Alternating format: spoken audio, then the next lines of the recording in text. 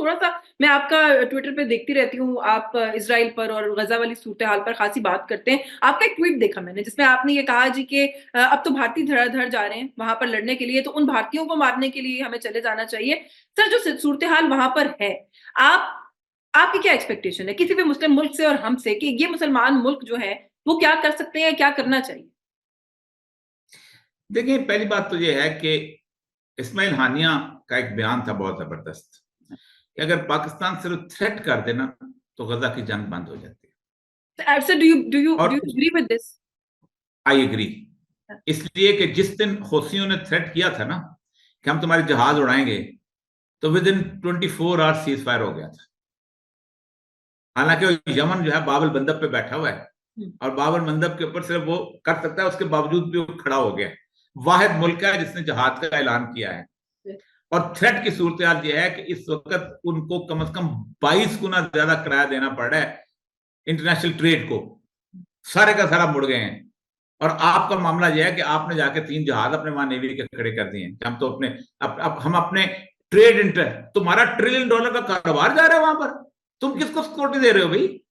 असल मसला यह है कि पाकिस्तान जो है पार्ट ऑफ दी जो जो जो इंटरनेशनल कोलिजन है उसका हिस्सा है। अमेरिका जंग चाहता है, हम खामोश हैं, और यही होगा। बयान देने को दे।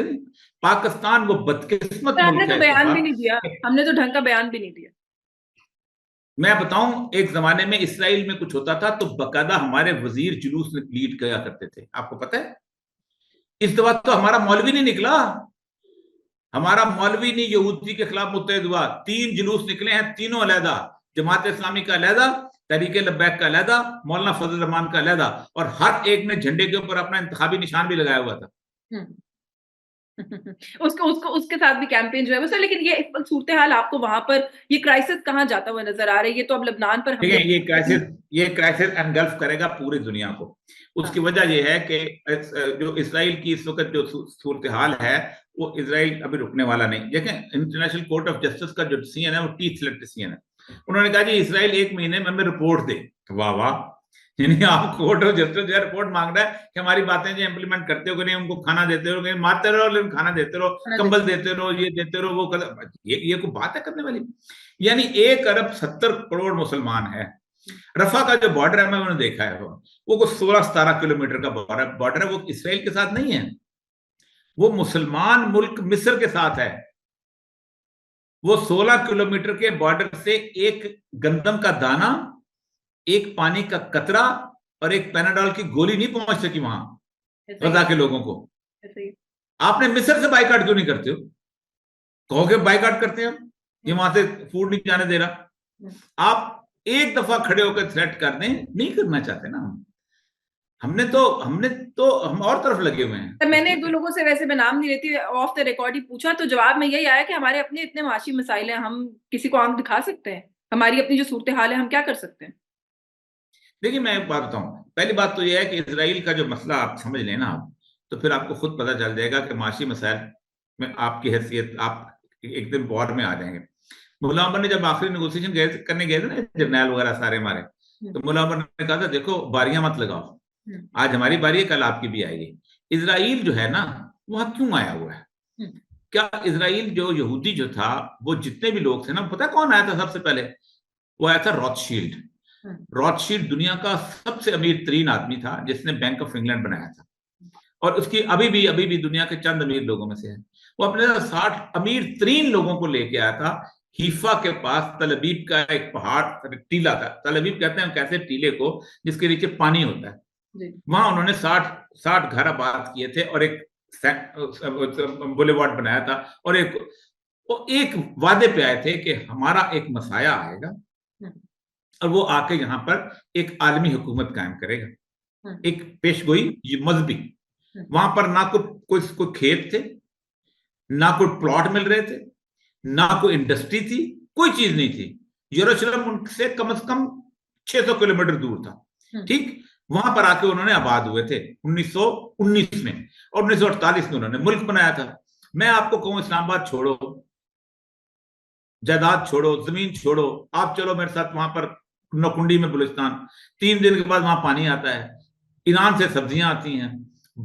बरोज आपकी जान के दुश्मन, आप कहें पागल हो? वो आए किस लिए आए? हमसे लड़ने के लिए, हमसे लड़ने के लिए आए ना, और तो कोई काम नहीं ना।